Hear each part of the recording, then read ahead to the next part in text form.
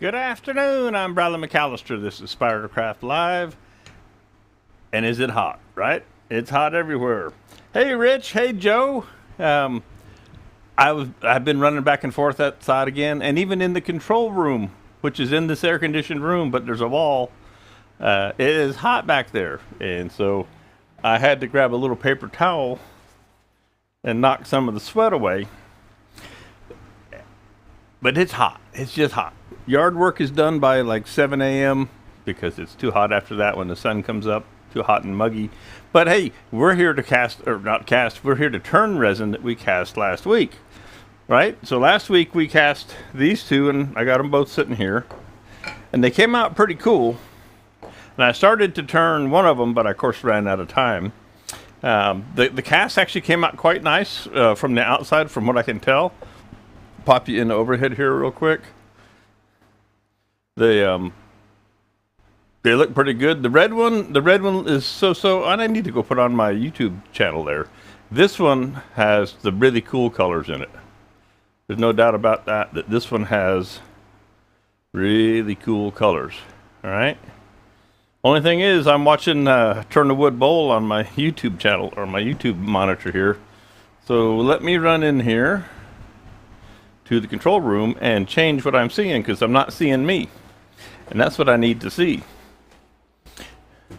Joe, appreciate you sending in your pictures. We'll get those up on the website. Which computer am I on? I got 3 of them in here. I need to get over here to Spiracraft Live. I had to run back outside, and I was almost had all my chores done here, getting everything ready. There we go. It's running. This monitor is running on a laptop from about 1980. Kind of scary. There we go. Turning Resin-Cast Tumbleweeds with easy wood tools. That's right. All right, good deal. Now I can see that. All right. Back to where I was. All these little details, and my microphone's falling off. Can't have that. I think I got a screw loose. I got a wire loose. Get on there. One of these days I'll put a mirror in here. I was gonna holler for hair and makeup because I was all sweaty, and as you can see, good thing I got my hair short, right? Anyway, back to times at hand. These pieces they cast up nicely. And the only thing about, and this is the one, hey Michael, thanks for joining in today. This one, it's natural born tenon that comes out of the mold. Didn't really come out perfectly round.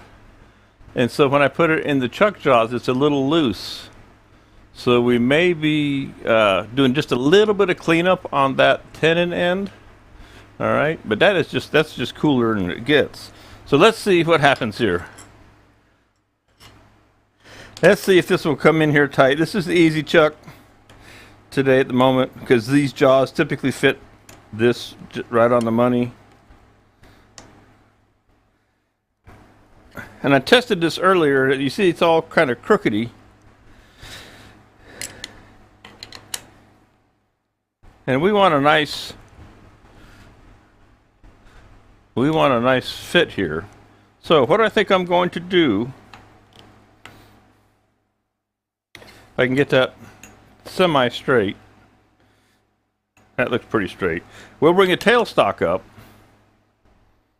and hold this in place.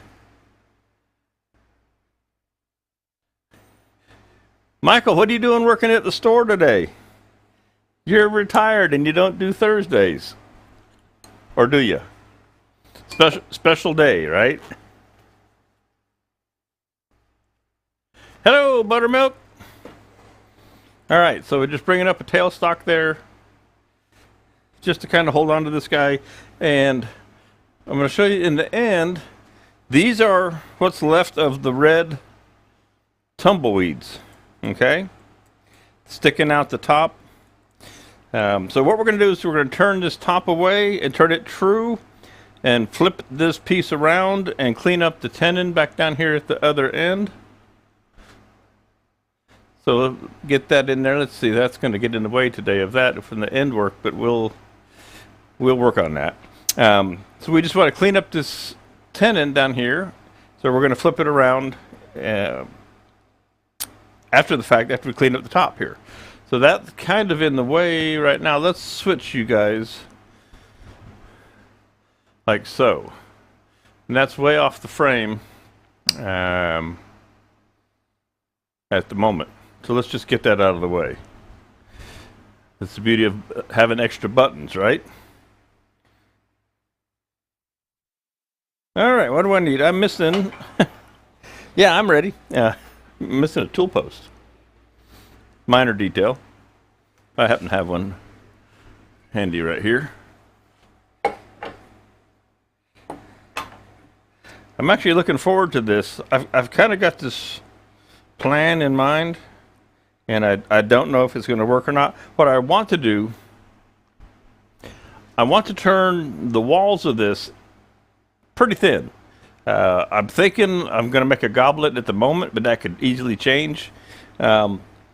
But I want to see if I can get these branches to show up in the wall of the piece. So let's say we made a goblet, cup and thin stem and all that. I'd like to see if these stems will show up in the wall. And I don't know if they will or not, but if they do, that's going to be kind of cool. So, let's see, what are we on for speed? 80, that's a little slow. Let's go up to 250.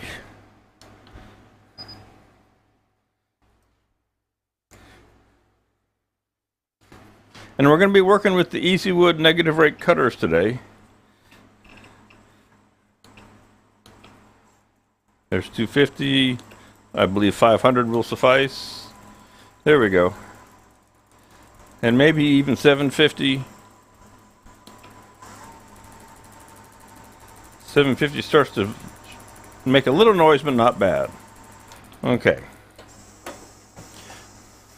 So pop you into overhead, get you all lined up. Hey, you got nebula lathes at your distribution center? That's cool, Michael. I think the next batch that I've got coming in is at the end of August. Before they arrive. Right about the same time we're going to be down in Waco at SWAP.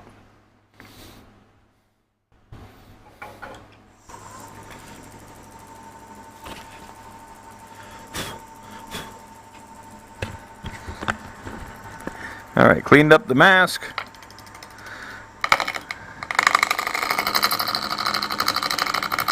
And I'll throw in the end camera just for yucks. Looks like I need to move that more centered if it's going to do what it's going to do. Hey Josh, how you doing, buddy?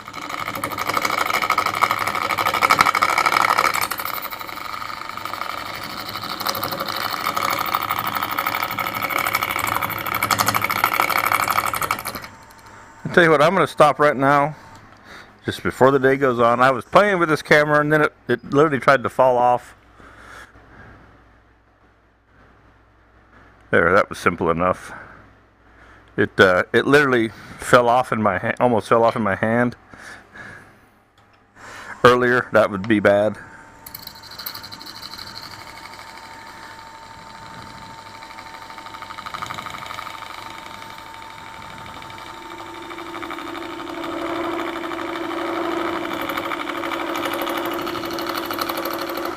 Let me flip-flop these now that I got that working a little bit better. There we go, because that's where we're working.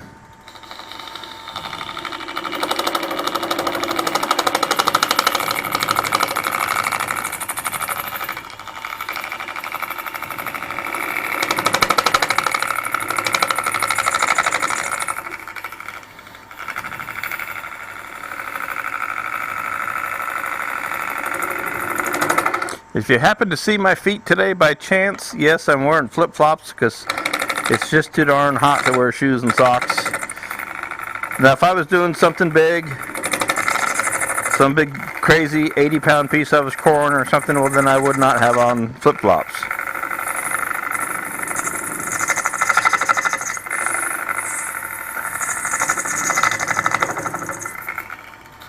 So we've got that flat for the most part, and we want to make this round.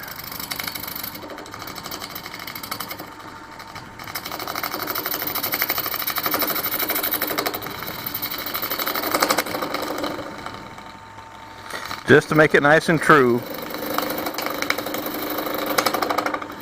I mean, we could make a tenon on this end and do something different, but I hate to waste material.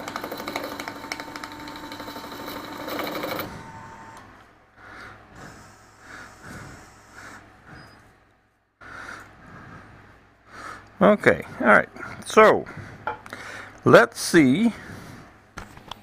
Pop this off for a second. I got my fan on high over here too, because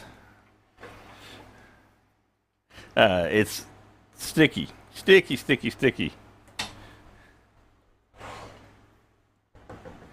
Would be good if somebody put the chuck on tight too, wouldn't it? Who's driving this show anyway? All right. Who's in charge?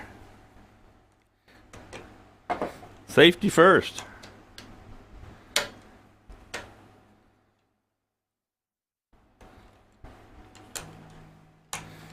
I love it. I just always get started out here.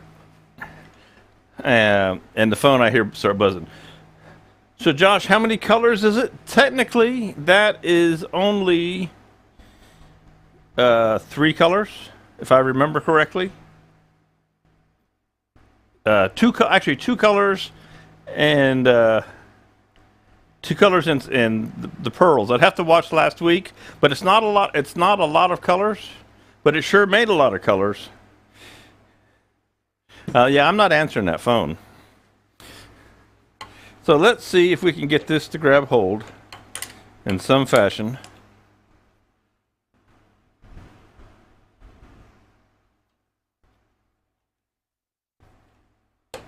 Oh yeah. Oh yeah, we're in. We're in good shape. Yeah, I don't answer about half my phone calls. If I don't know it and whatever, all that good stuff, I have no interest in answering it. Too many people got your phone number these days. Let's see what happens. Okay. Just to be safe, we'll bring that tailstock up. And all we want to do is clean up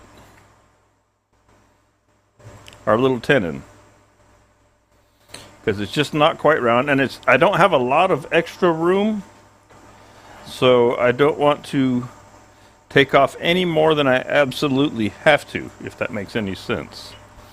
And I'm going to actually use the CI6 radius cutter to start here. Let me flip you around.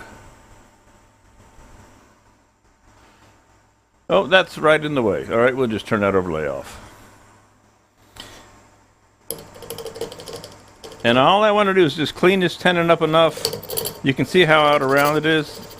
Just enough to get a good grip without taking too much away. All right, and I'm going to also need a detail tool. I got a CI7 here that is not negative rake.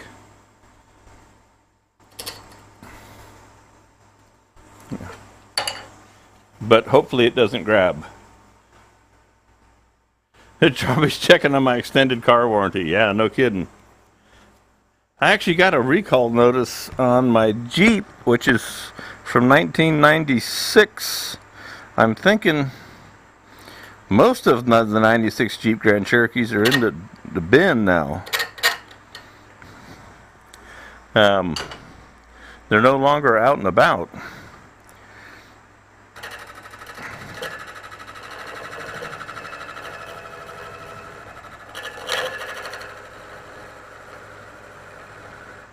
So I just want to get this smooth.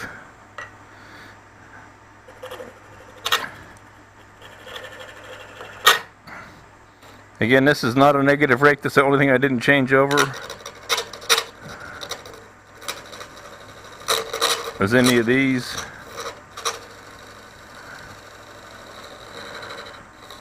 I'm going to cut a little shoulder there.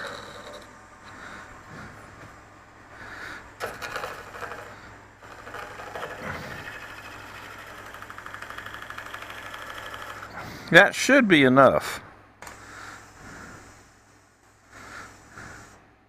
If I didn't take too much away, there's a little funk right there, but we'll see if we can put that in between.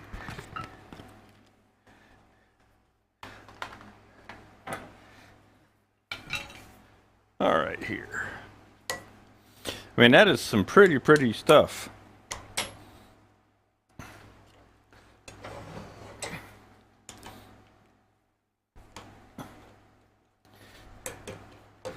So let's see if we can, if it grabs hold before the jaws come fully closed. That's going to be the question. And it's going to be super close. All right, so good deal. I don't know if you guys can see this. So I've got 3/16, maybe. No, less than that. Need a feeder gauge. It's real close, but we didn't run out.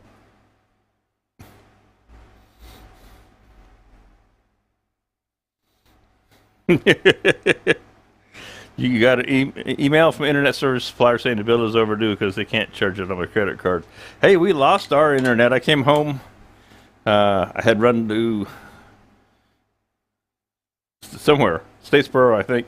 And anyway, I got back home and I had a ton of work I wanted to do, and there was no internet, and we use Xfinity. I'm gonna clean up this right here too. And they said that our internet wasn't going to be back on until 11 p.m. I think, well, I'm going to be long since in bed by 11 p.m. And it did come back on, but it was more like 9:30, 10 o'clock, which was already TV time, if you will, in my house.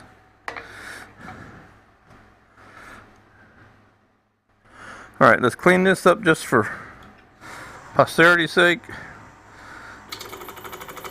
And then we'll bring the tailstock back up and we'll clean up the whole thing to get it round.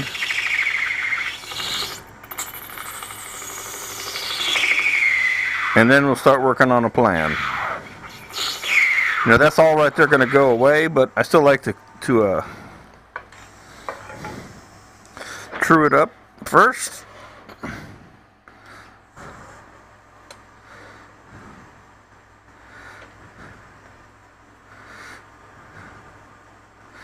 There we go. So Spiracraft just picked up another trade show. I'm gonna be some kind of busy. We're going to SWAT at the end of August, and then I go to Rocky Mountain Wood Turning Symposium 2 weeks after SWAT. So I kind of go up to Colorado and hang out. I'll go hang out with Roper. May fly home in between. Right after Rocky Mountain, I drive across the country to Lancaster, Pennsylvania, and do the Mid-Atlantic Wood Turning Symposium. And then I'll go home from that, and then I'm going to Mid-Ohio, I think it's Mid-Ohio Valley Mid-Valley, it's a weird one. Mid-Ohio Valley Guild, Wood Turning Guild, they have a symposium in October. And got set up in that one just the other day.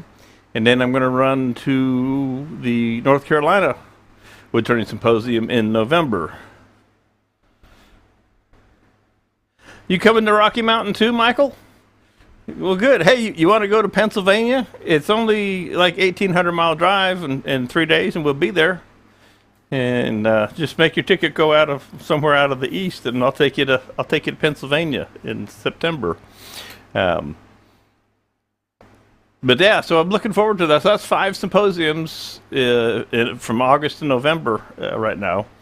So getting the symposium gig back up and running, and I think that'll be a good tune-up since I haven't been with the woodworking shows in a number of years, like 3, because starting in January, I'm going out for 10 or 12 shows with the woodworking shows. So I'll get everything all tuned up in that world. All right. Let's get this cleaned up and see what we see. All right. Good deal. Pop you back into the overhead. At least I'm starting to cool down with the fan going. And sweating starting to dry up. And I got resin on my... Imagine that, I've got resin on my controller. How could that possibly happen in my world? So, going to use the number 1, Easy Wood Tools number 1 hauler. Still my favorite. I could use the bigger mid-size, but I just like to use this to get started with. There's 750. Let's go ahead and dial her on up the street here. Take her an even 1,000, 1010.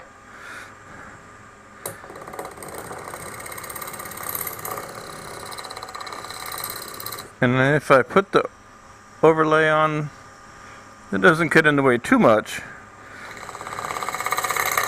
Just so you have the ability to see a little bit from the side. So this is the academic part. And so, see right here, see this? This is an interesting point. See this reflection? That's what we haven't turned yet. And you can literally sit here and watch. And when that reflection goes away,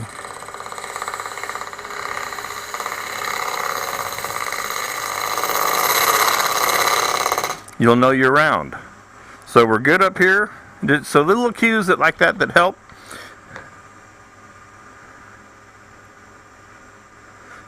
Yeah.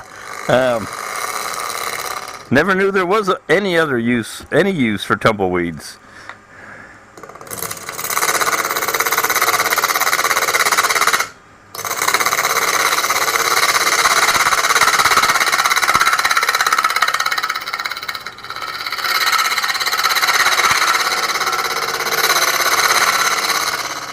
Again, all this is going to get turned away. This is just so it's nice and in balance. And so we can kind of have a look at it.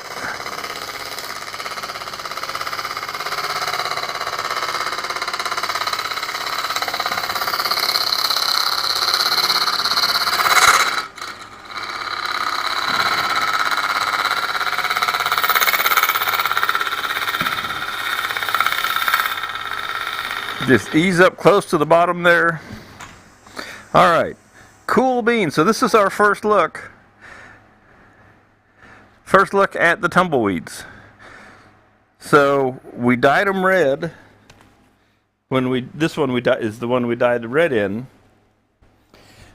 And when we cut into the tumbleweed, the red goes away, so it didn't go deep.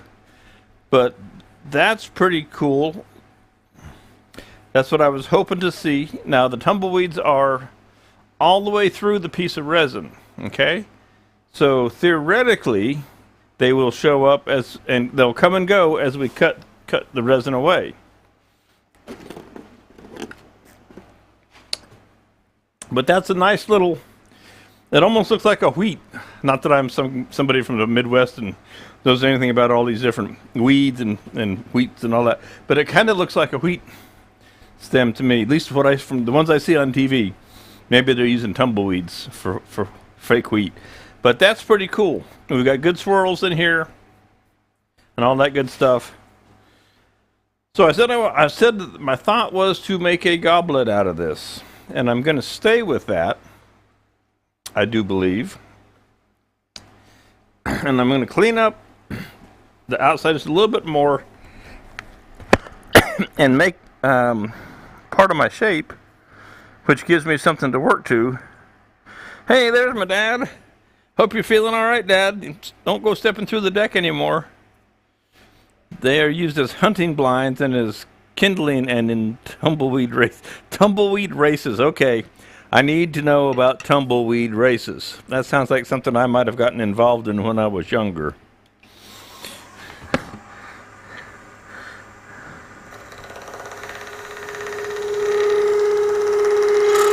So I'm going to turn that overlay off for now. It's in the way, if it will cooperate.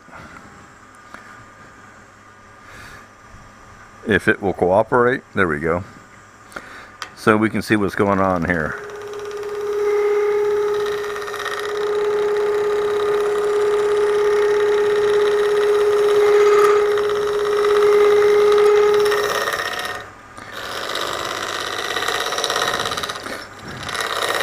So this tool's been used quite a bit. This is a mini. It's got CI3 negative rake cutter on it. And one of the biggest questions I've always gotten is, how can you tell when the cutter is dull? Well, this one doesn't act like it's super sharp.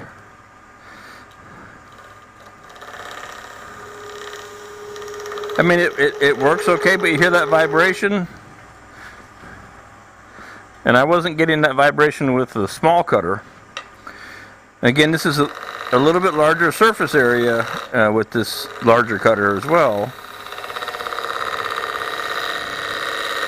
So it would be harder, but we could make a little jar out of this too. A little Egyptian jar kind of thing, who knows? Right?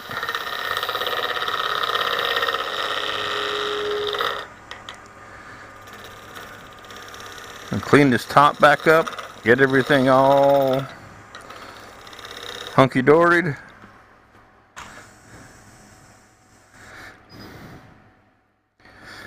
Cool. Hopefully they don't come loose and flake and stuff like that. So I'm actually kind of taking my time and thinking about what do I want to do here.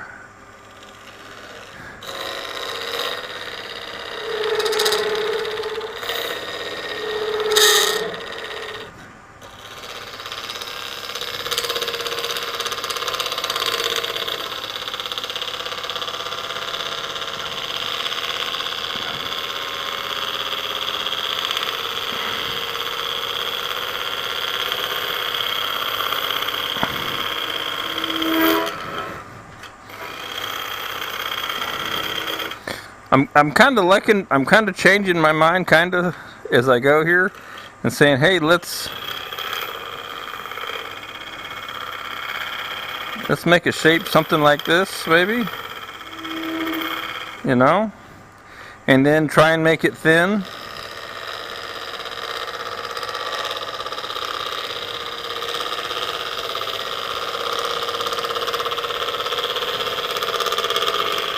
So just a nice steady feed rate.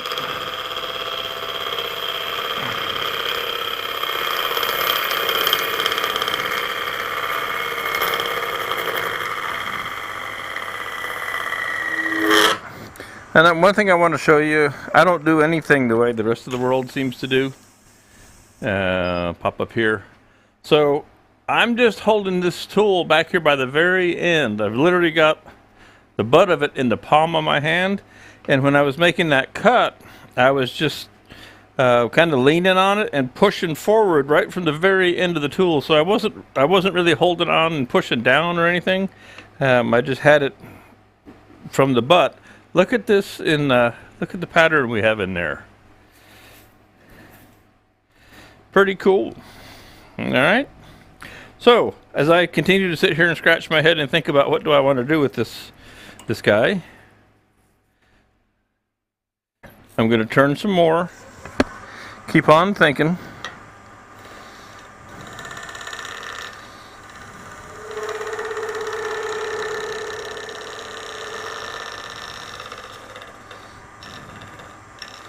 See, it's kind of like a double dealie.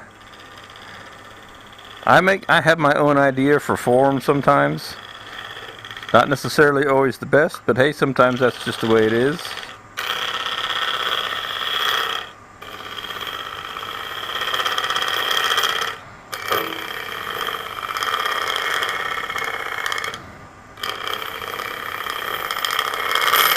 Now I'm not going to take all the material that I might take away down here, because we want to leave some strength so it doesn't flex and vibrate.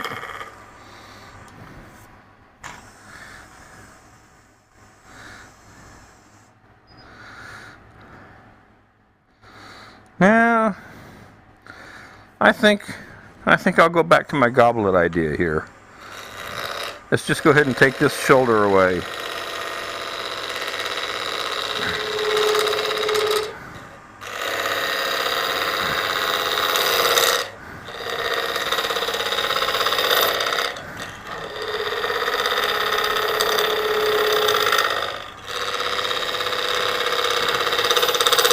So that's what I love about turning, is you can just change your mind and say, you know, I don't think I'm going to do that.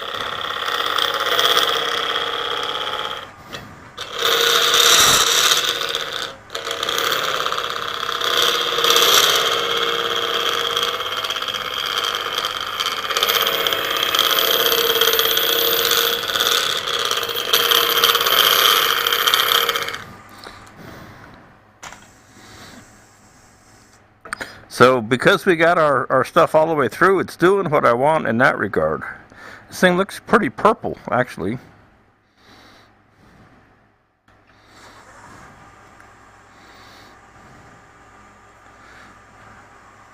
Huh, that's kind of cool.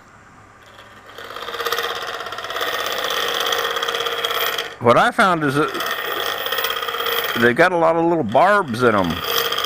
These actually came out of Wisconsin. Jeff Peters, who might pop in here later on, gave me these, if you remember last week, and they came from Wisconsin, and they actually grow in the train yard. And he said he didn't tell me this until I started messing with them. There's a guy who comes along and sprays some really nasty chemicals on them to kill them.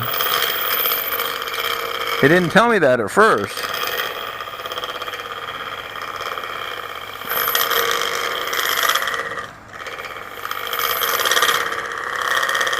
So I've got an idea here. I've got another one in the house. One of these I made a while back, and I think I'm going to do this again. It's not going to be a goblet so much. And I'm going to switch you over here. We'll get back over here.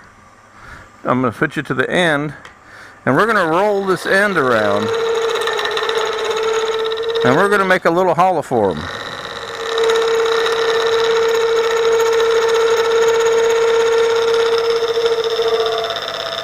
So we'll go down in here and hollow this guy out.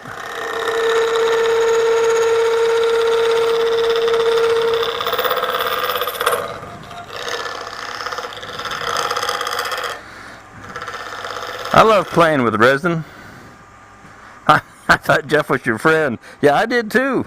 Next time I see him in person, I'm going to have to say, Jeff, so, you know, like you trying to kill me with the DDT stuff or whatever they're spraying on your weeds up there?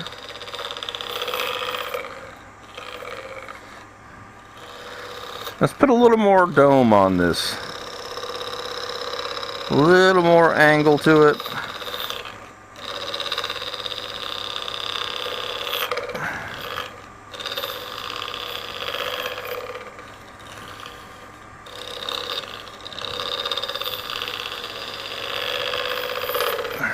So now that I've kind of decided what I'm going to do, I'll work this shape and then I'll clean it up, especially the top here. I'll clean it up as best I can with the two different tools.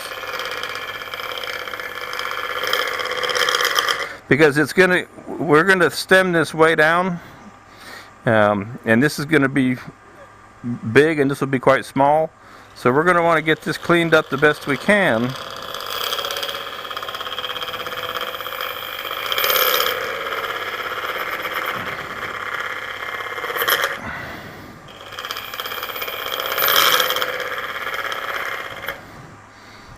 Pop you back in the overhead so you can see what I'm working on here.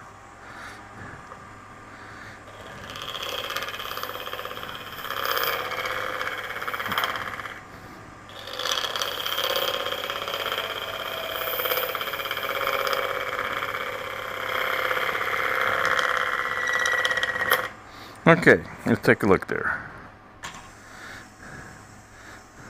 So we'll hollow this out from up here. We'll hollow all this top out, and then we'll make it have a stem to it. But again, I want to leave a lot of material here, so we'll clean this up to about here with the radius cutters. We'll come into the top. We'll start to empty this out, and then we'll work our way down. So I'll get the radius cutter back out, and we will clean up these areas with the radius cutter. And hopefully it's nice and fresh. Let me get all that out of there. Where'd my air hose go?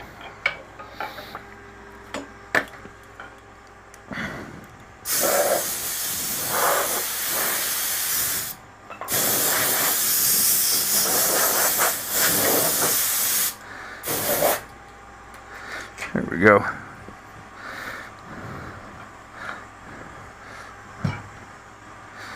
This around.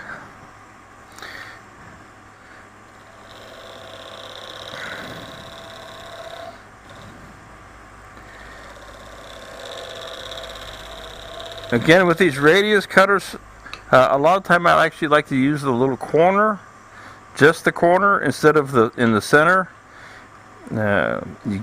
Sometimes you get a nicer cut just using the corner.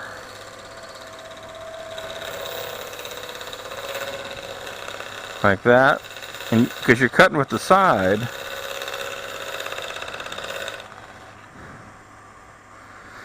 to get it. Now all the little branches in here are making it a little bumpy, and I'm thinking the resin should be, all nice and smooth, but it's a little bumpy with the sagebrush or tumbleweeds, excuse me, in here.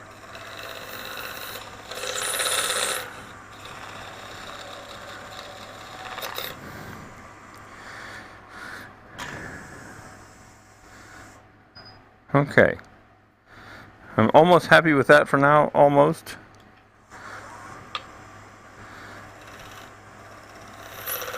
We'll just cut that excess away. Alright, and we're going to come around to the top here. So we'll take our tailstock out of the way. I think I can get in here. We'll switch over to the top camera, end camera. Good afternoon, Facebook user. I always love the mystery guests. Always happy to have you. Always wonder who's behind the Facebook username. All right, little high there.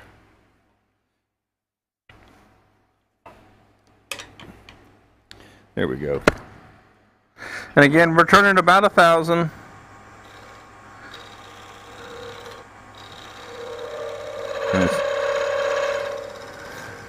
So we might get a little vibration here because we're unsupported.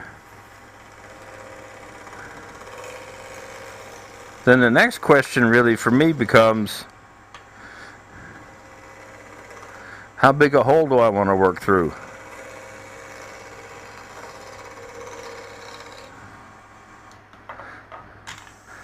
Hey, it's Brian. Okay.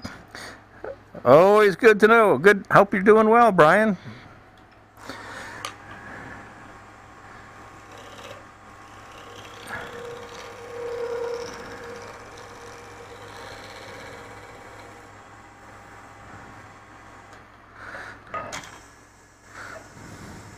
So I don't think we want to make a teeny hole. We don't want to make a huge hole because, this is part of why we're here.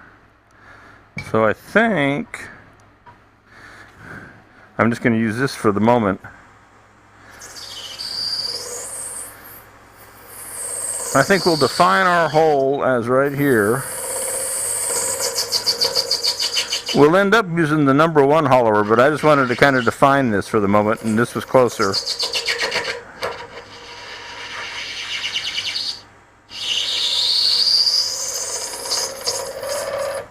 All right. Now,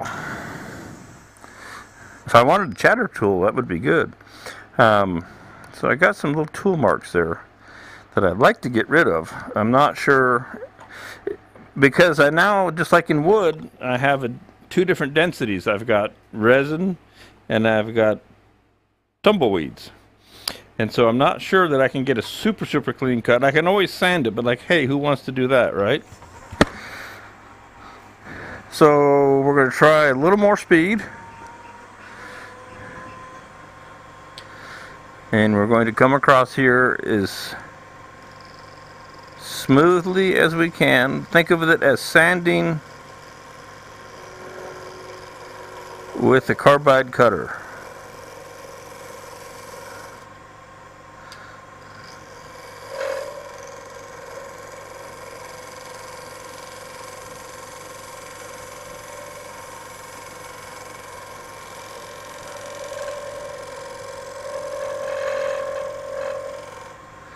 Okay, that's better. I still feel the sage or tumbleweed, but I'm going to leave that just like that. I'm going to round that corner back over.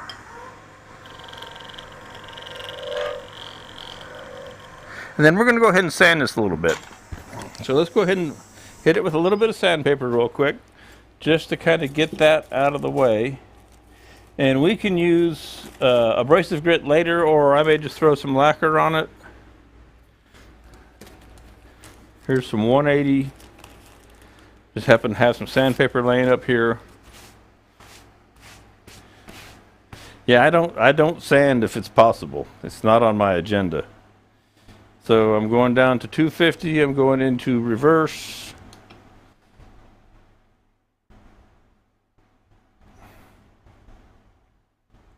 Reverse, please. Thank you. Yep, I know.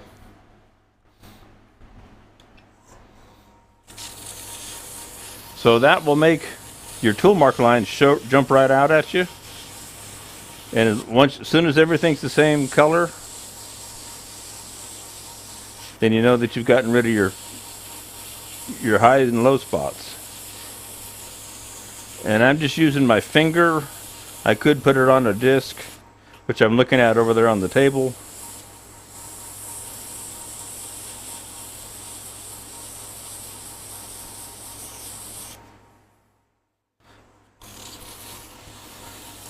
Again, this is 180, so that'll cut down our tool marks pretty easy for us. I'll pop you up here in the overhead instead. You see there. That is strange. There we go. I didn't know what that was. It was just all those chips on the back side. So we do this now before we take any of this material away, so that we can lean on this pretty hard. And again, I could put this in the drill and power sand it and all that if I was so inclined. I'll show you what I'm talking about.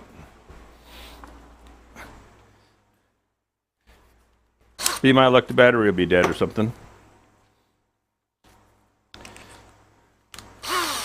So this is a pretty firm pad. I don't have the intermediate pad on here. So it will cut quite quickly. Myself a little bit more room. Pop you back down here. You'll see, I mean, it does make a world of difference to power sand.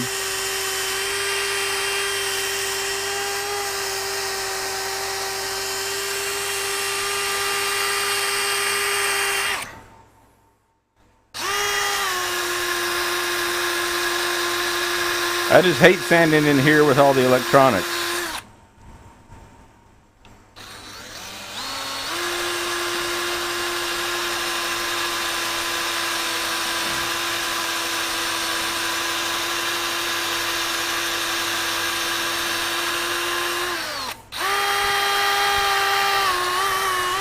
And you can actually shape this a little bit.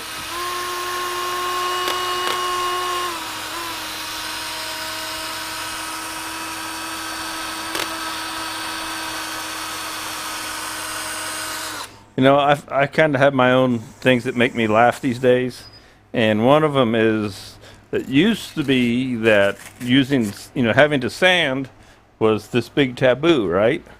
Well, now everybody and their brother carves everything, so I don't know why the sanding is really an issue if you're going to turn around and carve on it. You know, that's just my personal little question to the world sometimes. Like, so what's the big deal about having the sand if you're going to turn around and take a burr to it and grind on it? So this is 240, and we'll just go up to, I think I've got like 280 here.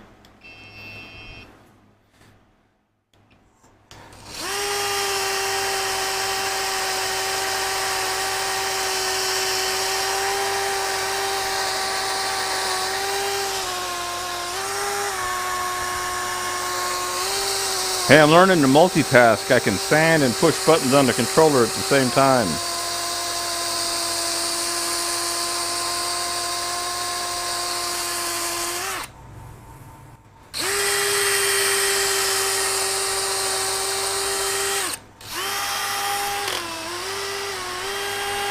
I think this drill is about shot. You hear the gears trying to strip inside it.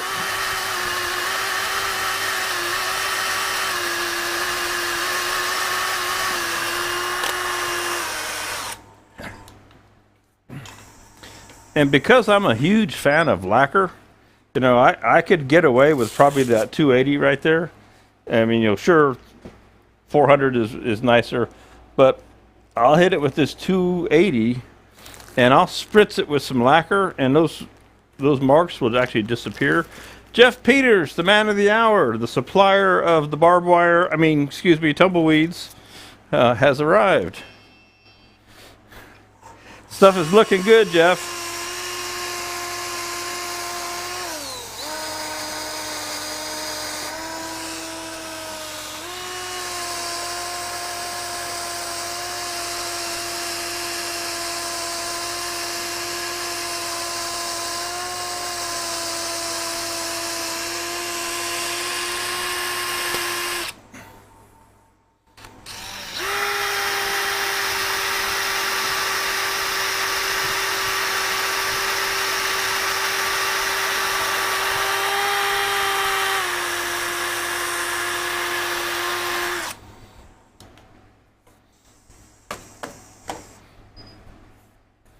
All right, that's pretty cool.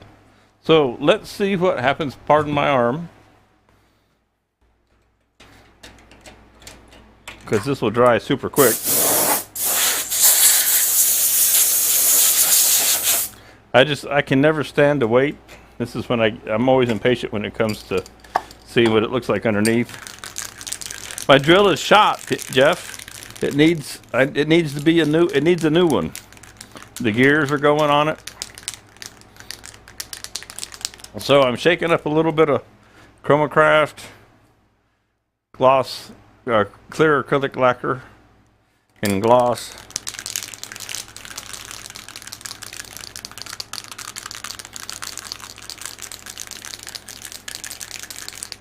Okay, so let's just take a look at what this. I'm just curious. I'm not going to put much on there.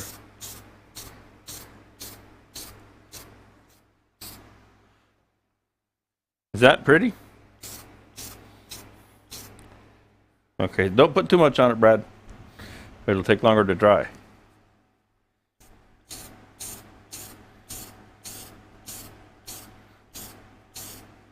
And it will dry quick. But to me, that's pretty.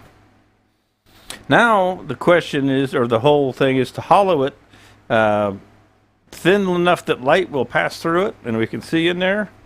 So we'll see what kind of day we're actually going to have, if you know what I mean.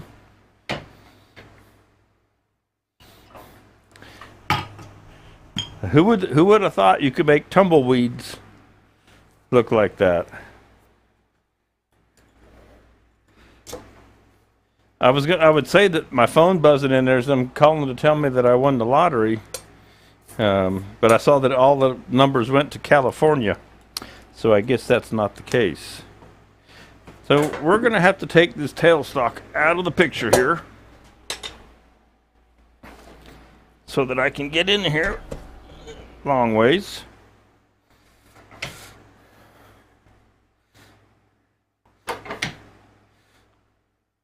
And that's all I get. Okay, well, that's all I need though.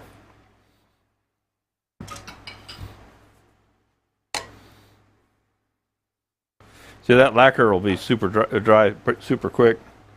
And again, I'm not going to worry about it. That's just a little bit, but it fills in the pores. All right, so we're going into the end.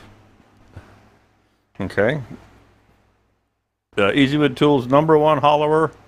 Favorite tool for this. I'm going to get a sip of water here before I get started.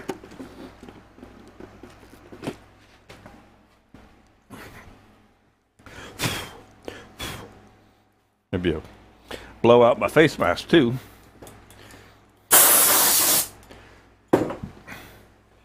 So Jeff, if you like this look, I know where you can get some more tumbleweed. There's a guy up in Wisconsin that works at the train yard, and he gets this tumbleweed stuff, and it's pretty cool. I got it back on forward, going back up to 1,000.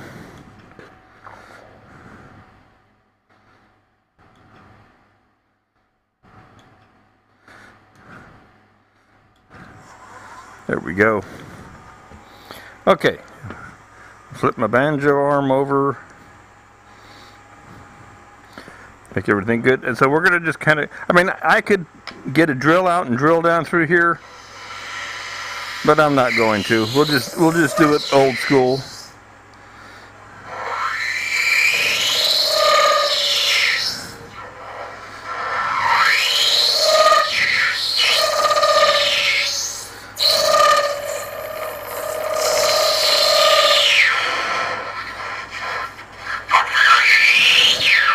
And you can really lean on it with this. You can really lean on it with this big #1 hollower. I say big, it's relative. It's big when on a piece like this.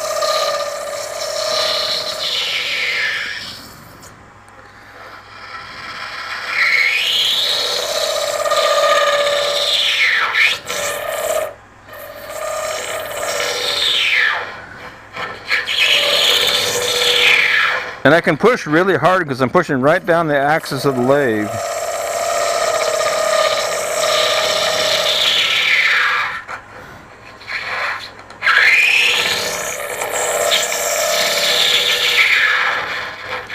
I'm not sure how much of the sound comes through the microphone. You know, it's a little shrill, if you will. And I'm starting to fog up, so we'll take that off for a second.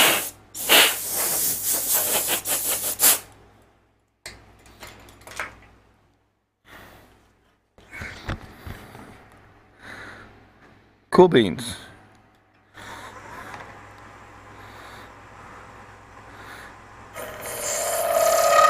So I can actually, and I'm going to pop you in the overhead here.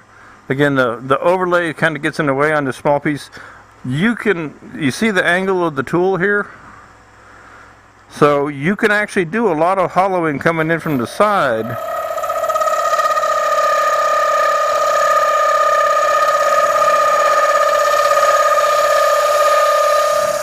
You know, we've all got those bent tools we spent money on, and they're handy when the time is right, but you don't always have to have them or use them.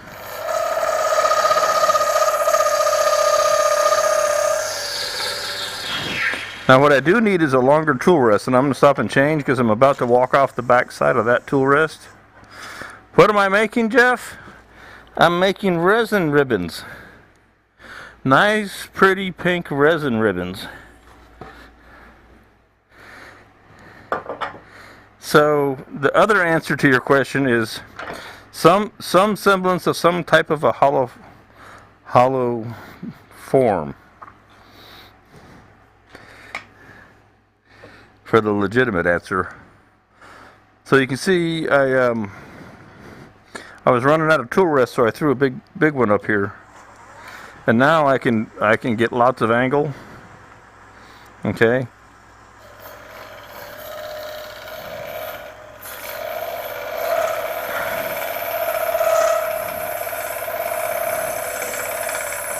And if it helps you to see what I'm doing, I'll pop you up here.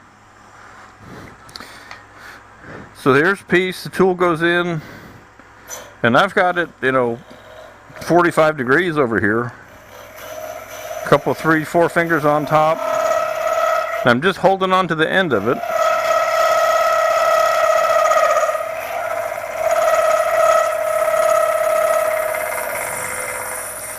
And then I'll start to sweep down the walls.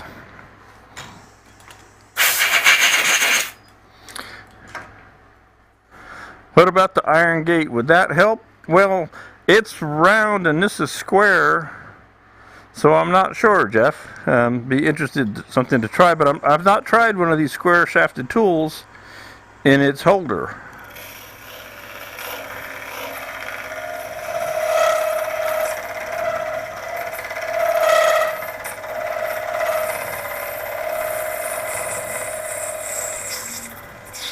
Now I do have the EasyWood mini hollowers over here, and I'll grab one of those. Some days they work for me, some days not so much. So here is, oh, I was still in that picture, so let me change you back to the end. This is the 45 degree mini hollower. It's got the negative rake on it. I need to raise my tool rest up because that's a little small, a little low for that smaller one. And we'll see how well this reaches around the corner. These, they have a really narrow shaft and they tend to want to roll. So you have to be careful of that.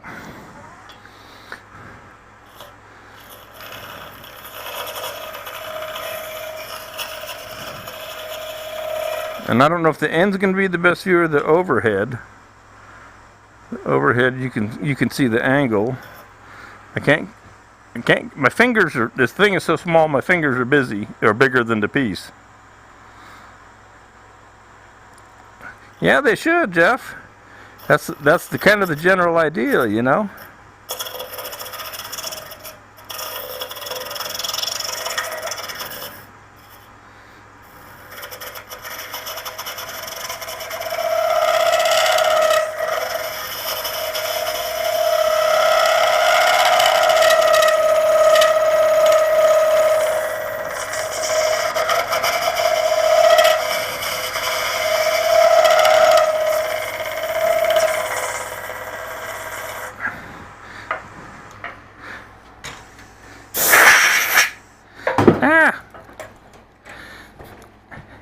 Dropping tools. Alright, so here's a little test, and I need my phone because Bridget will get mad at me when she watches this. She'll say that I didn't have the flashlight like I'm supposed to, and I don't.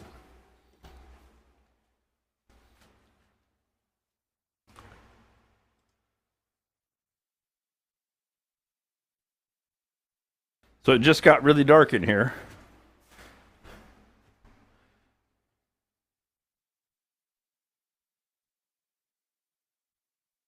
Let's see if we got any light coming through this guy.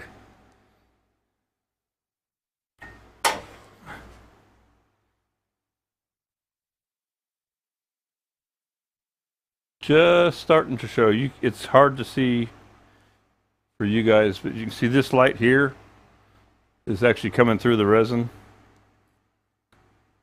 So it's lighting up to about there. And it's really cool. There's some blue spin gems in there. That's kind of neat. All right, so we'll save that over here. Just turn that off so I don't use up all the battery on the phone.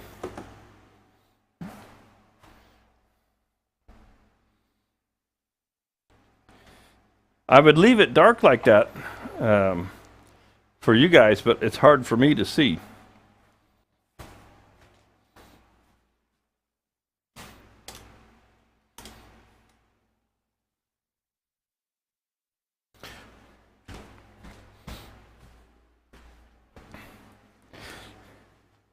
So this is, the very top is less than 1/8 of an inch thick.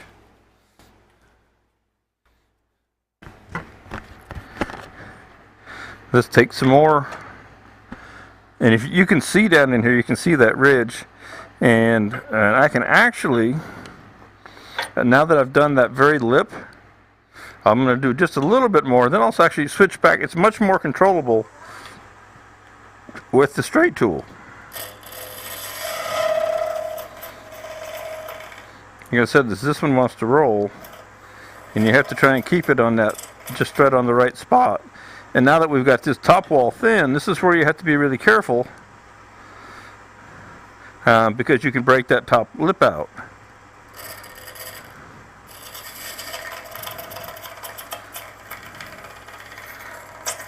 And if I get to where I don't like the way it's working, I throw it down. And I'm going back to my straight cutter.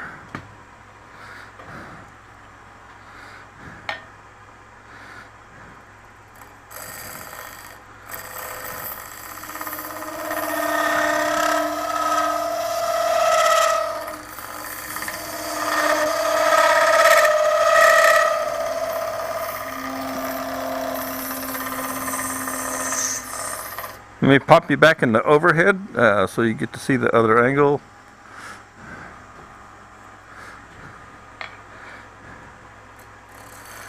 So I'm reaching way, way over. Actually coming right down the top.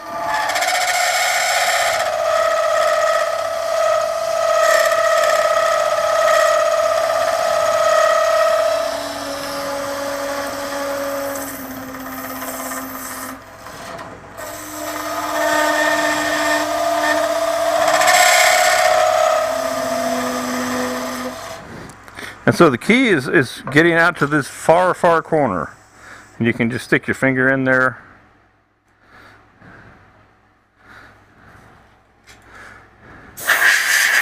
Once you get the top done, the walls are easy. This is the hard part right here. From here to just past the largest diameter, that's the hardest part. The rest of it is, if you can do that, the rest of it is an academic walk in the park, no-brainer, easy.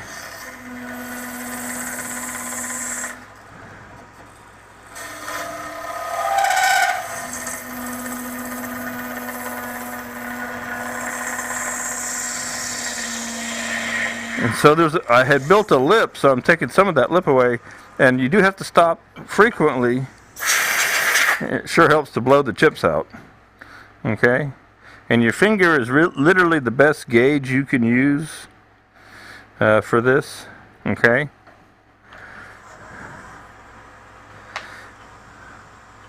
I'll push you back in. My shoulder might get in this, but I'll whip you back there, and I'll put the overhead down there.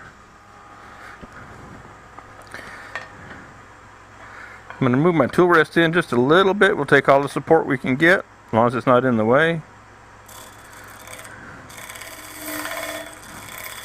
And again, I'm way, way out with the tool.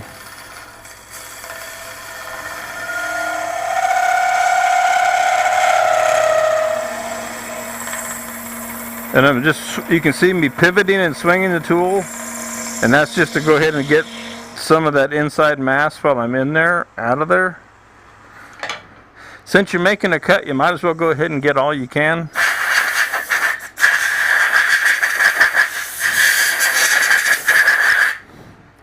Okay, so that's looking pretty good. Let me see something here with the light. Because I can see daylight coming through from the outside now. So if I pop you into the overhead, turn that one off.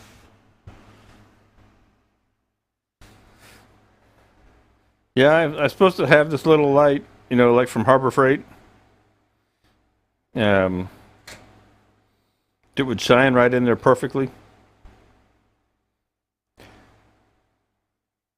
And I can't drive my phone when I'm in a hurry. I'm horrible with this thing.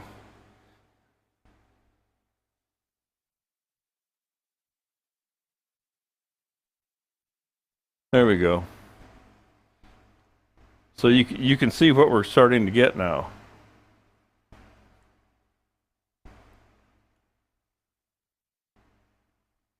So when that's done and a little bit thinner, the natural light will flow through that.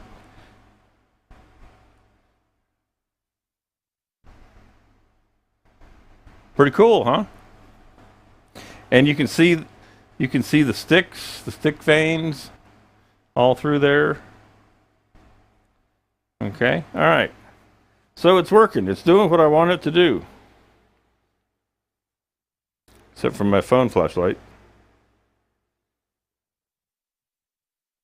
All right, back in here we go. How am I doing on time? 2:08. Plenty of time. Plenty of time.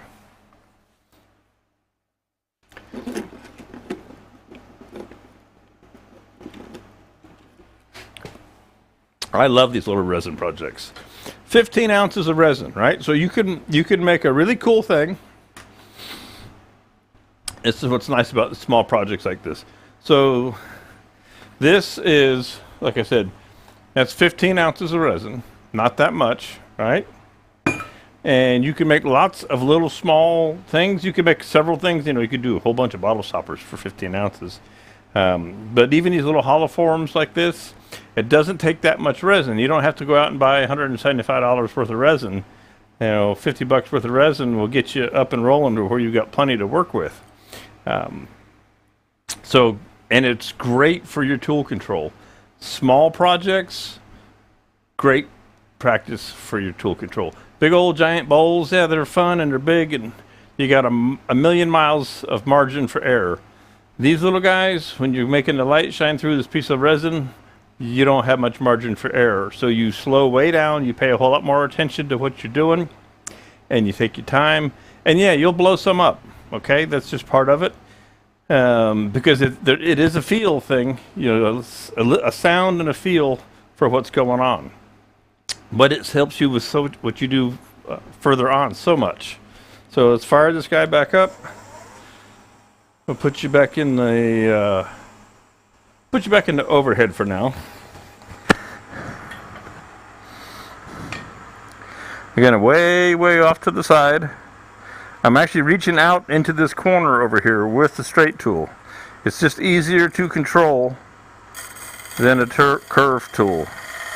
I need a little bit more out of there. Not a lot, so I don't want to get aggressive.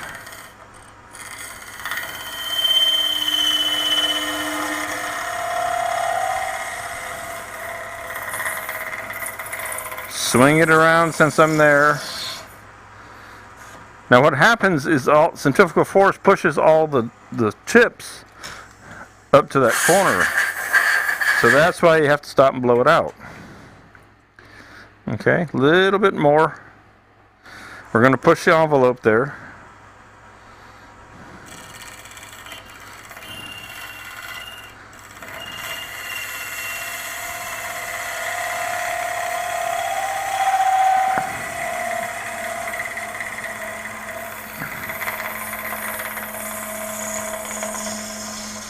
And it gets to where you can actually see the light changing.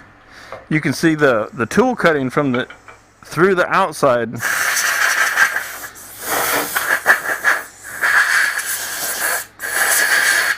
Because it's so thin. Just like you can't probably, but I can see my finger through the wall of this. Okay, a little bit more to go to get right into that corner. And like I say, once we get that corner hollowed out, and the other thing is you want to be really careful on this side over here where my little finger is, because if you don't pay attention to your tool, you'll mess up your opening. So be very aware of that.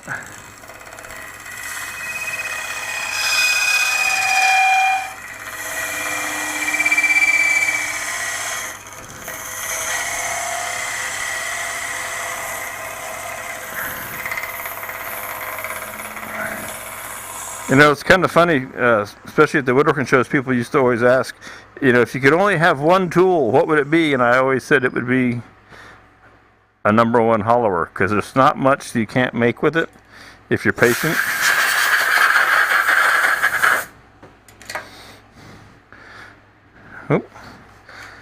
Got some sticking in the corner in there. Alright, so I can definitely see through all the way past my corner now. Let's try the light from the bottom side shining up. So that's on the outside of the piece. And you see how much we're shining through, so that's how transparent we are. And again, with a little bit of light on it, I can see my finger quite well. So we're doing really good. I just have to.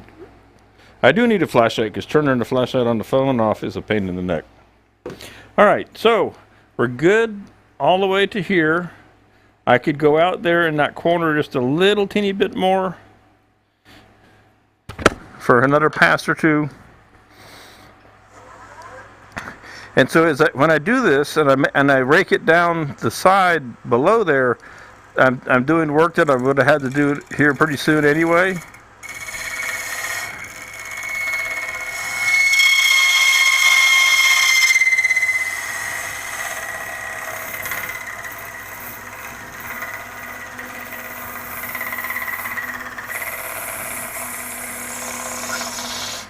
And working right in that area right there is the scariest part, because you're afraid you're going to cut through the wall, which you might well do if you go too far. Okay, so I started to turn the corner. Maybe another pass. You always want to take one more cut, right? Make it a little bit thinner right up until you blow it up.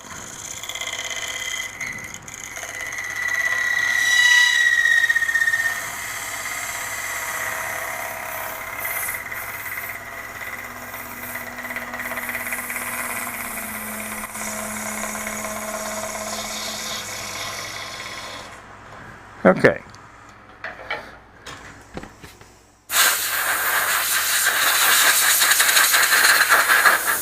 So that cutter really cuts, a lot of material quickly. Smooth that out of the way. Yeah, so we're nice and thin. Let's see if I can show you this. You probably won't be able to see it through both layers. No. When you look down through the hole, you can see all the way through, all the way around, all the way down the back side here. So let's go ahead and bore down right down the center again. Try not to mess up our opening. We'll clean it up at the end.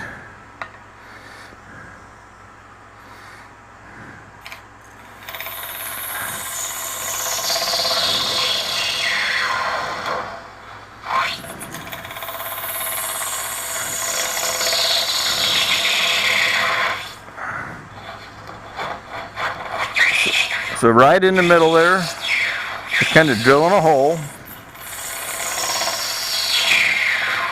right down the center, and there's always a little nub you get right in the middle, so you just go up and down with your tool. Cut that right away.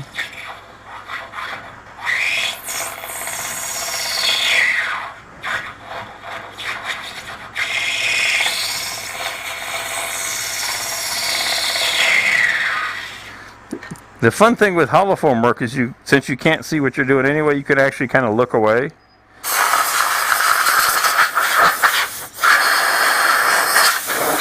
Make yourself feel like a superstar because you don't have to look at what you're doing. You do have to look at what you're doing, but you don't feel like you do. Okay, so I've got a ridge in there because I was working my way down. So what I think I want to do, no, I'll leave it right there. We'll just come in here and find that ridge now. You'll see the tool jump right there. So we'll just work that ridge away. And you'll feel it smooth right out. It's all by feel. No CNC here.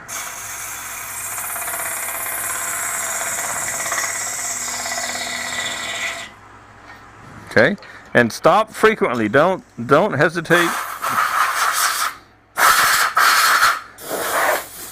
to stop and keep that blown out, because if the chips catch, you'll break it. Okay, you'll break the thing wide open.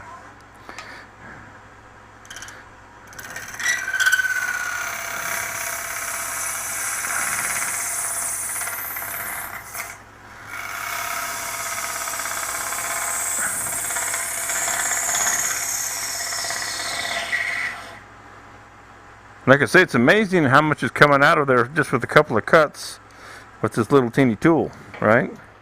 And it looks like I got most of it with the tool, but I didn't.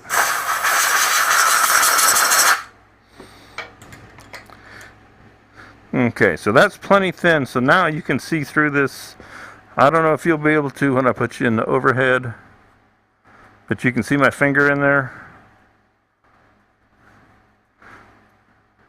Or at least, you know, I know I can. I don't know if you can see it through the camera or not. You see my finger wiggling in there.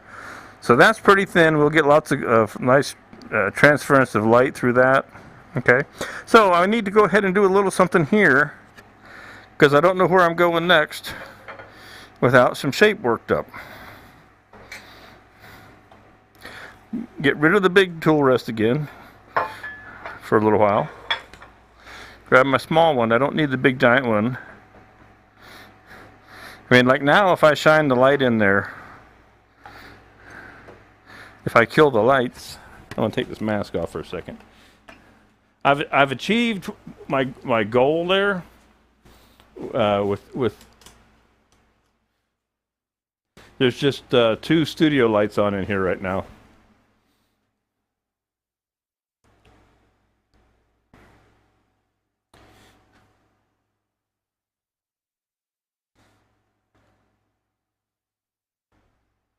So that light's actually too bright.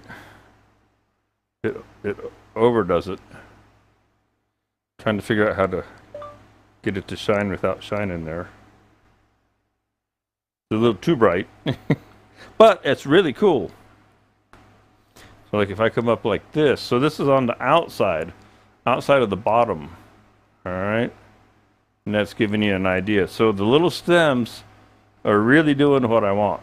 That really worked out well. Plus, I've got all the swirls of the resin. So that, oh hush, phone. So that's pretty cool. All right, let's turn some lights back on in here.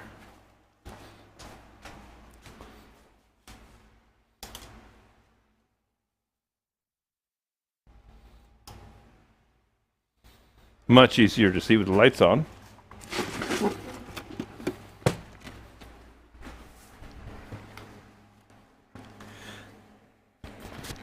And we're just going to pop a little shape into this. So we're not going to come up in here. That's one of the reasons. It's kind of the same way I make goblets. I'll do a certain section and I'll finish it. I'll put finish on it. And then I'll know not to go there. So I know not to go past this line right here going back up. Okay? Now the question is, what do we do with the rest of this guy, right? Well, let's see what we can come up with.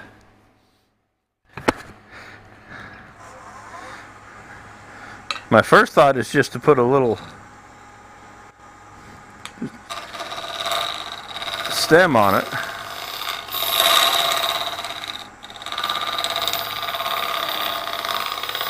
This is a mini tool with the CI3 on it.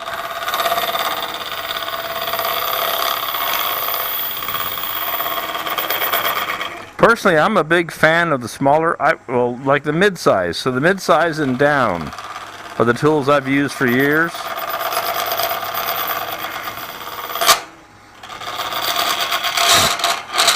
Now that's some resin. Remember, this was some old resin, and this probably didn't.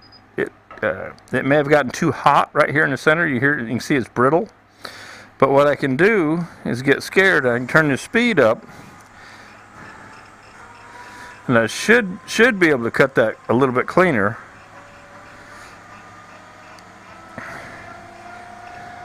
Should. So we'll take it up to like 1900, 1950, something like that.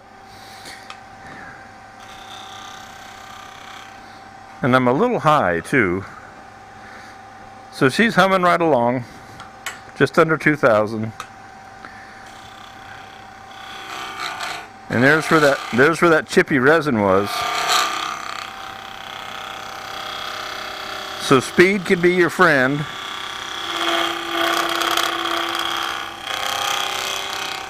I've also slowed down the feed rate of the tool.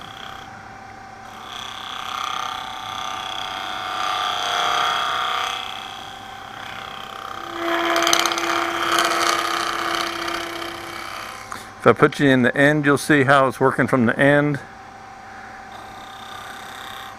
Give you an overlay on the overhead. There we go. Oh.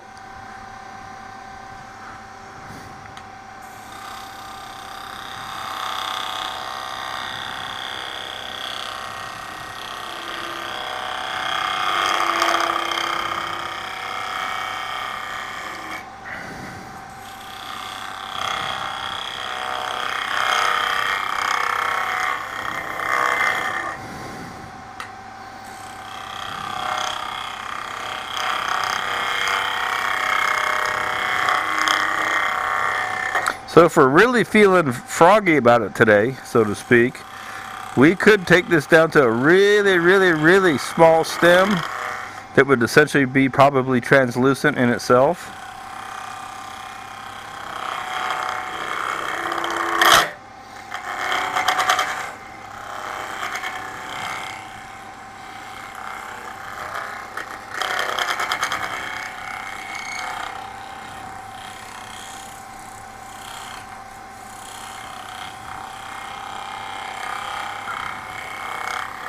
Take a look at what we got going on here.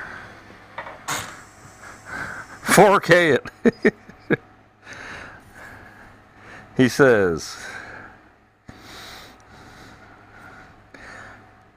So that's really cool. Oh, we're in the end. Let me pop you in here. Pop that off. So everything I wanted to happen, is happening. Right? I got my little hollow piece at the top. One thing I need to do real quick. I need to come back up here to the top. And I need to clean up my hole. Because I did beat it up just a little teeny bit.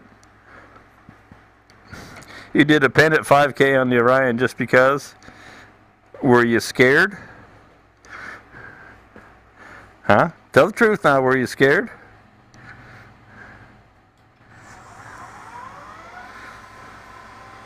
And I'm just going to ease up on this, and I'm definitely a little high on the tool rest.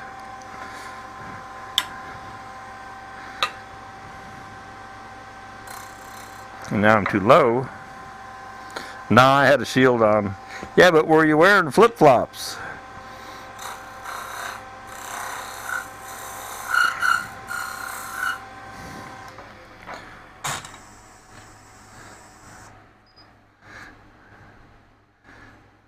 There we go.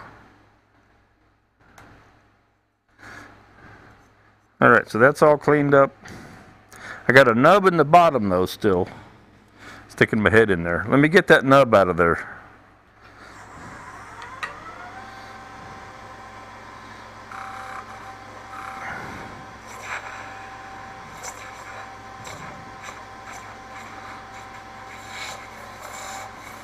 You just kind of wand over it, for lack of better terms. Boots. I got a pair of boots in a box somewhere I haven't seen in a long, long time. Now I did that and I made a little ripple there. So I messed myself up by taking out the nub.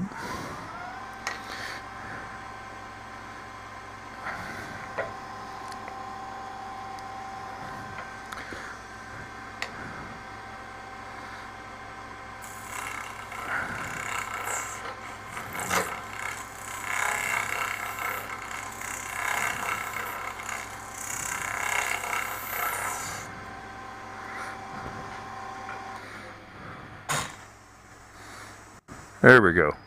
Much better, much better.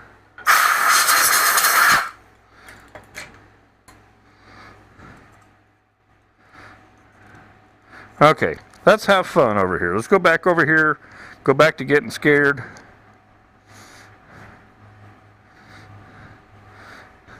I'm just having a ball, actually.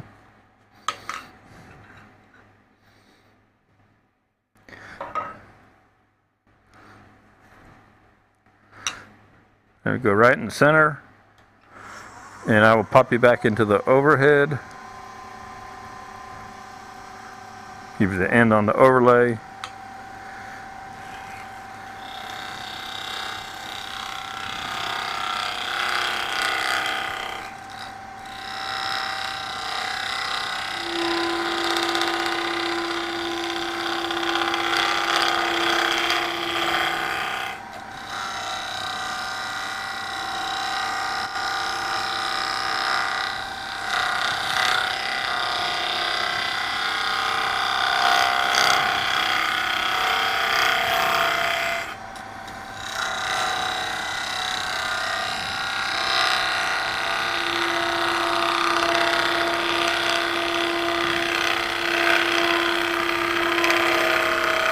Just a nice steady feed.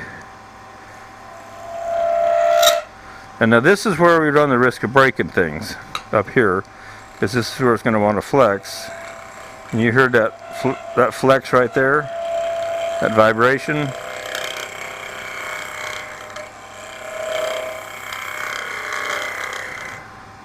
So this is where you want me to turn it up to 4,000, right?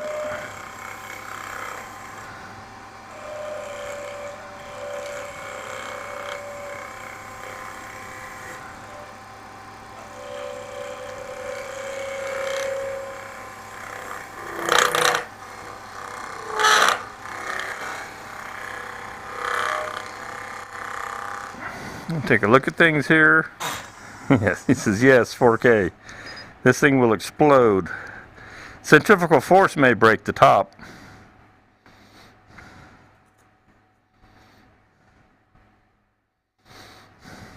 So for yucks, just because I feel like it, I'm going to go back to the radius cutter, pick up the cut with the corner. Okay, that's about the smallest imprint of a cutter that I can make. Okay, that's the least amount of force on the piece. Just cutting with that very corner of that radius cutter.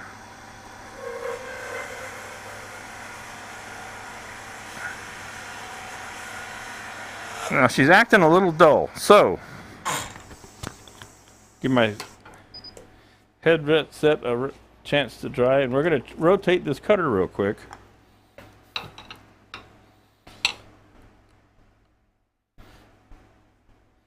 I have no idea where it's at in its life cycle. And there goes the wrench down into all those chips. But I think I see it. I think I see it.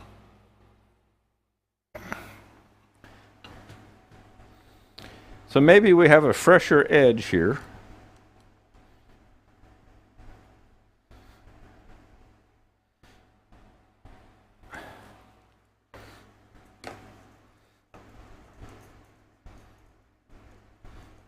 Okay.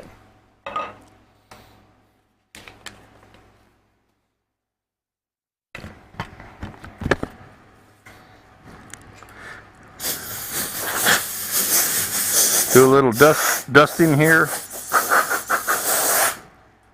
Now if I break this, it's Rich's fault, okay guys?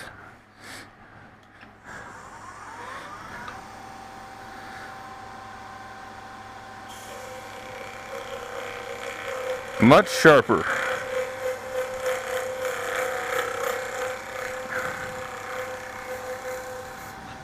So I want to concentrate on cleaning this up right in through here without breaking it,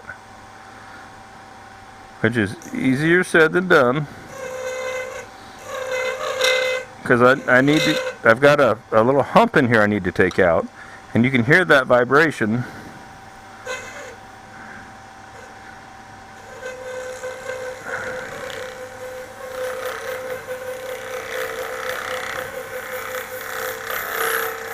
So if I just use the corner, and there's the hump that I really want to get out, up here in the scary land, and you come way back up here, and lightly pick up that cut.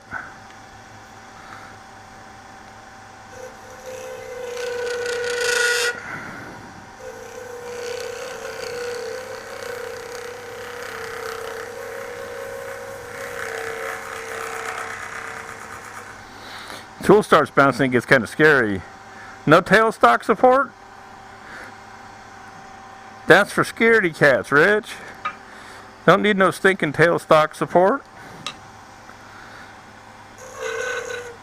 Just put on your boots and go.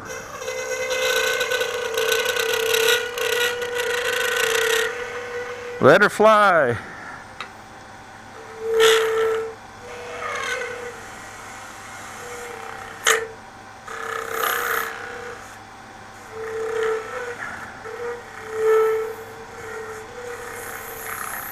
So you wouldn't think that using a square / radius cutter would be the optimum choice here. But it really is, because it's such a light cut. Yet I'm scared to go for 4K. Yeah, something about that.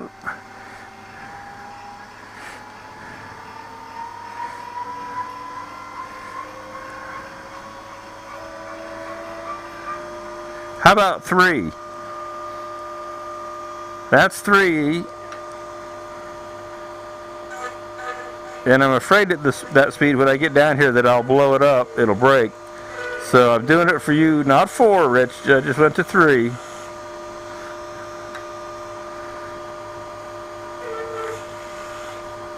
It's got a nice hum to it, though.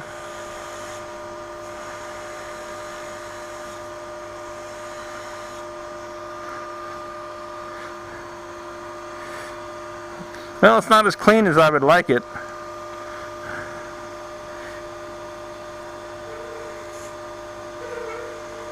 It's not the cuts, it's not the pressure from the cut that I'm worried about. It's just the mass out there on the end.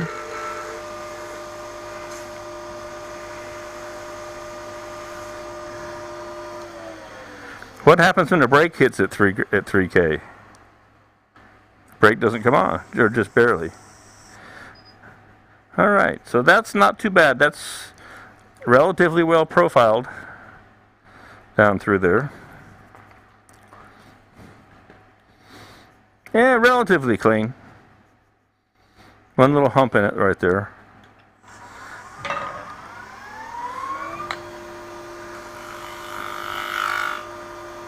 Back to a round cutter, because we're going to be down here where it's going to go both directions.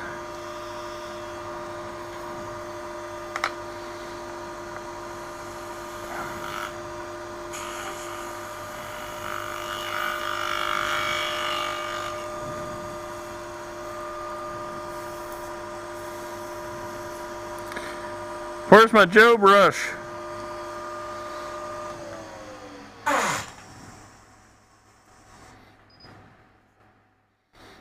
All right.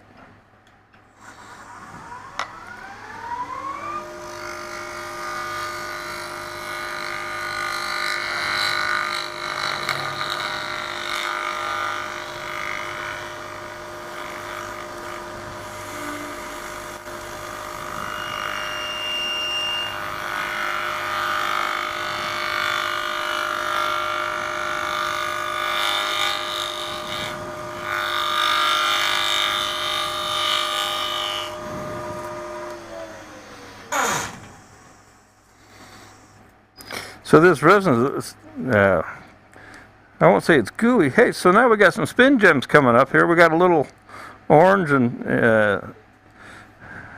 well, it looks green, though we don't have any green. So that's cool with the stuff all showing in there, the limbs showing, little spin gems showing. All right, what else are we going to do to this guy? we gotta finish this profile off.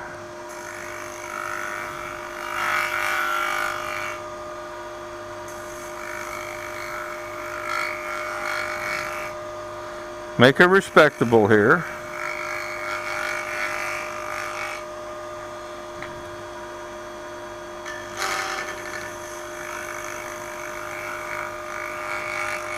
I said it is great practice for your tool control.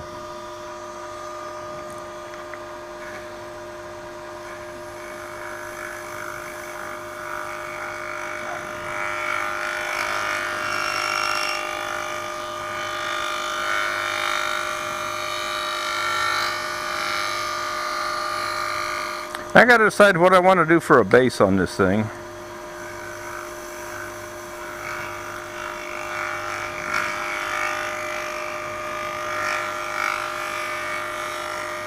Rich, you can tell me when to stop going thin on that stem anytime. You can see it's. I gotta turn the brake off or I'm gonna break it. Let me do that. Let me clear off some stuff here. I got confetti everywhere. How are we doing on time? What's that say? 2:48, I think it is. 2:40, 2:48. Yeah, I think that might be far enough, Rich, with the resin, because it has no structure to it. And as you may have noticed, when I got to figure out how to turn the brake off, the brake stopping it is going to break it if I don't.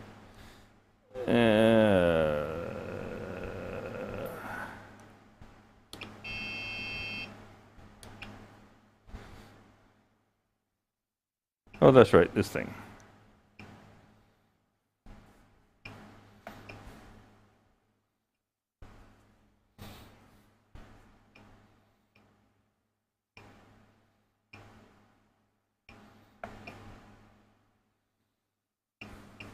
I haven't turned the brake off in so long. Don't remember where in the menu it's at.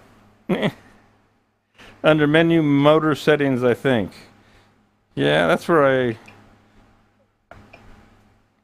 let me go back out here.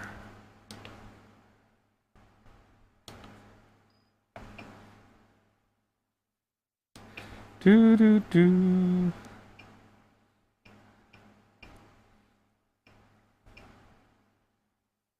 Motor parameters.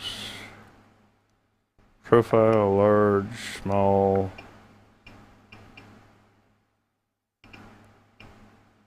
Nothing about the brake in that one.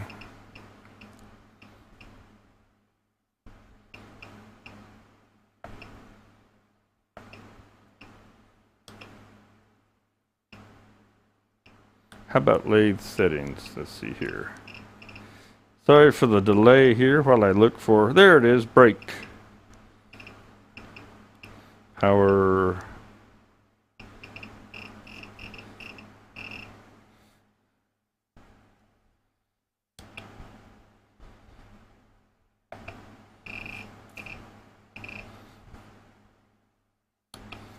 All right, and we can actually go up here and just turn it off. That would have been easier. And E-stop's still on. All right, let's see what happens here.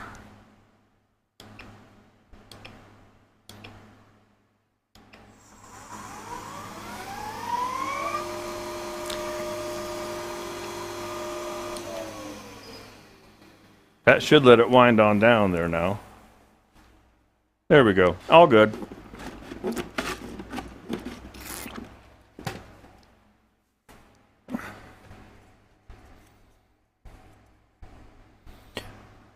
Okay, so at that point, we're done there. We would sand. I need to decide what I want to do for the base here.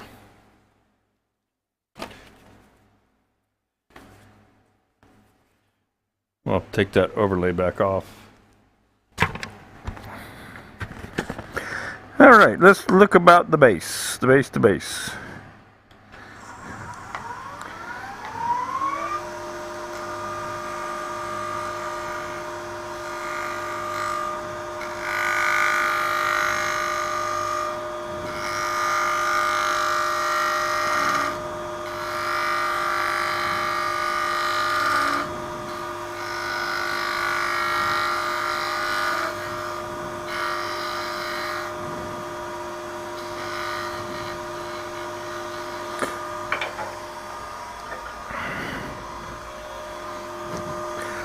So I actually just grab a regular Carter & Son 16th parting tool.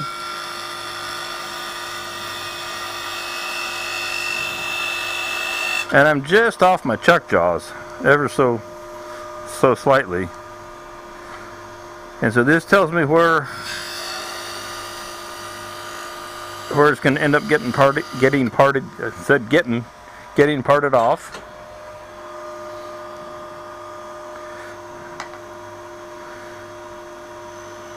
And we'll just give it a fun little profile right in there.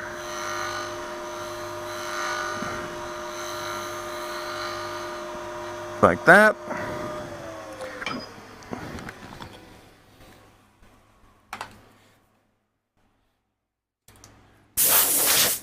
A little air blast here.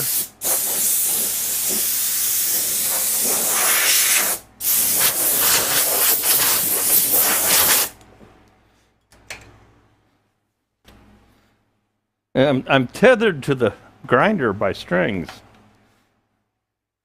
Okay. I'm going to run real quick and see if I can find a little bit finer sandpaper. I will be right back because it's not far away.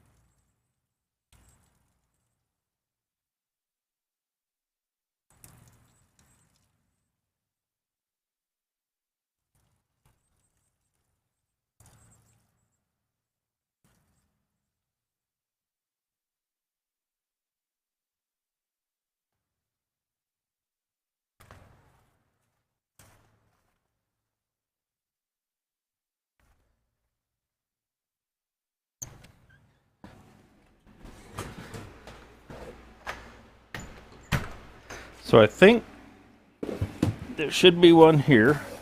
I wanted to get a little bit thinner, and I had my foam backing pad.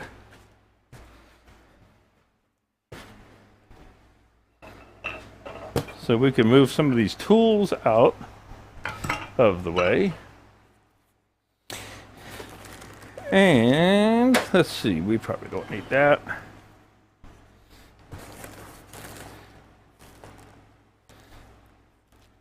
$400, $500, $800, we don't need to go that fine.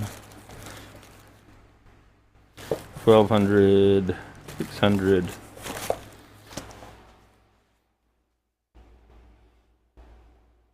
Because this is pretty smooth, so I'm gonna hit it with the 240 and the 280 gently. And I'm gonna come down off of Rich's 3K here. Although he wanted 4. Go to 250, reverse. Oh. There we go.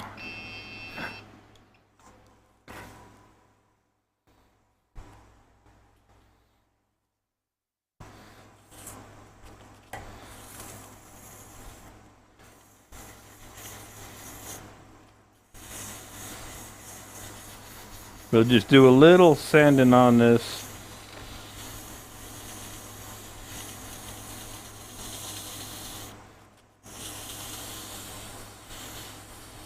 Just enough to knock the roughness off it, then we'll hit it with a shot of lacquer.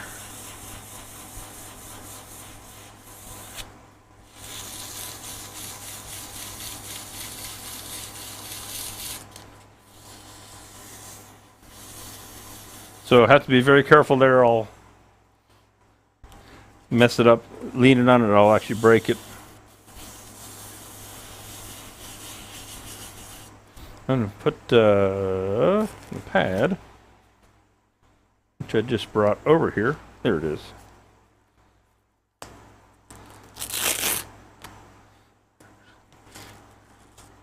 It's actually got just what I wanted on it next. 320 on it. But this is still 280. 3K is good. Well, how about 8K, guys? I know our TVs are going to 8K. So, Rich, when will Nova have an 8K lathe? You know, I mean, if we're gonna get crazy with the speed, let's get crazy. All right.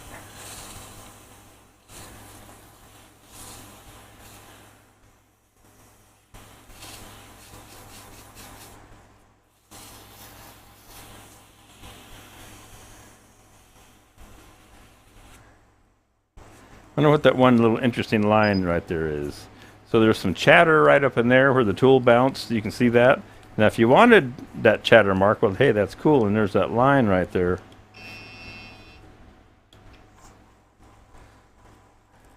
So we'll go in by hand.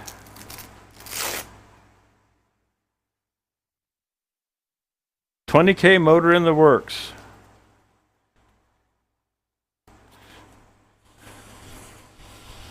That would be something. I don't think it's got what do I know, a place on a lathe, but gosh, you never know. So I don't want to go down a grit here if I can help it, because then I have to get all that grit out.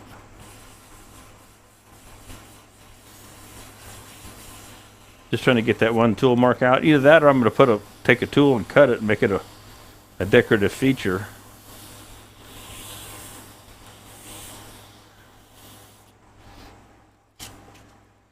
All right.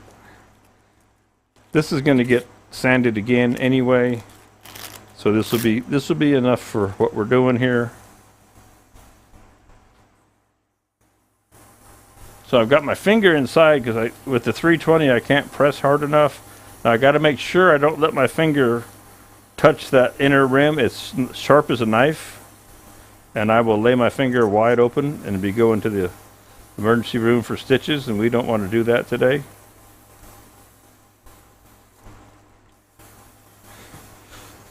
So even with this, just the 320, I don't know if you can start to see that sheen, that light reflection come up.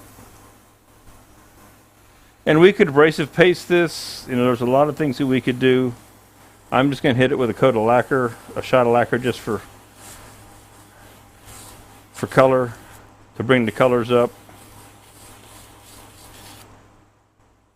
Okay, I'm not trying to get that final ultimate finish on it. That's not what I'm after here.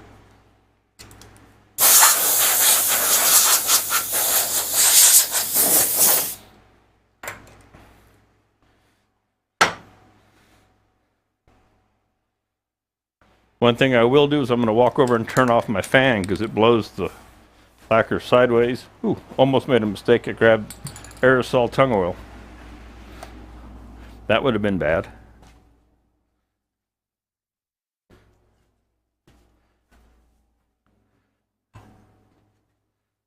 There we go.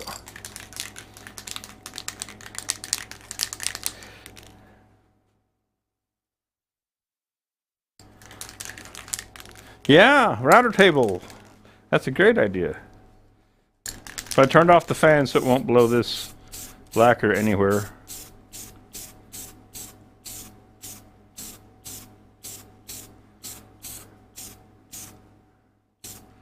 What do you think, guys? Does it qualify as cool?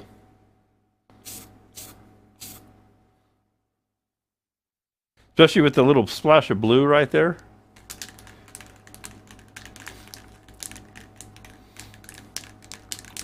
So there you have tumbleweeds, an epoxy resin, and a spin gem, a rogue spin gem or two in there. And the beauty of using lacquer like this is you can come back and cut that lacquer down, and you're done sanding on this thing, realistically, other than sanding the lacquer back a little bit. And so it actually helps to leave it in the chuck.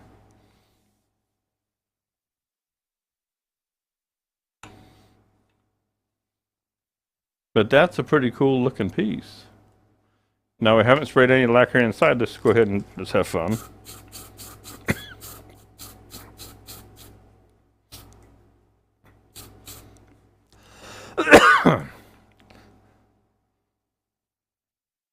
So you can see that's paper thin up the top.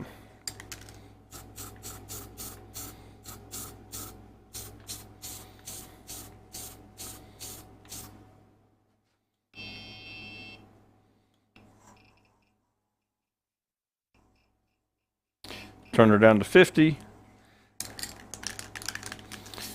A little bit more. And I'm going to turn my fan back on before I extinguish myself.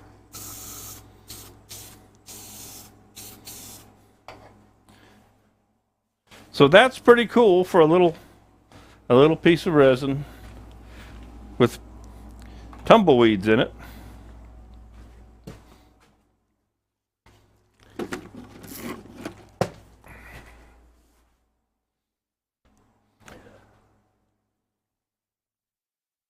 I'm actually, you know, for a simple little fun project just to play with it and see what it looks like, I'm quite pleased with that.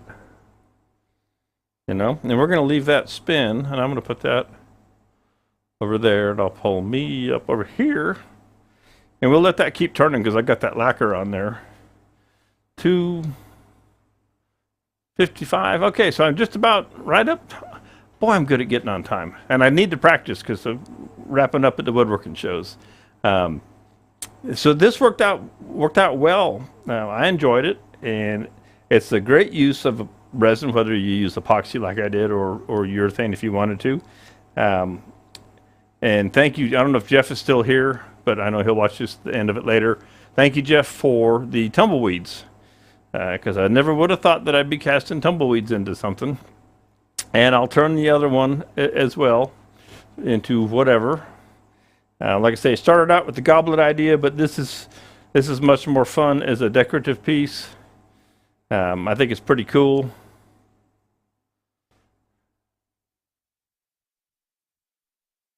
Yeah, Josh, it does look cool. Thank you very much. I appreciate that. As you can tell, I have fun with these fun little projects out here. It's a good way to dial in your tool technique.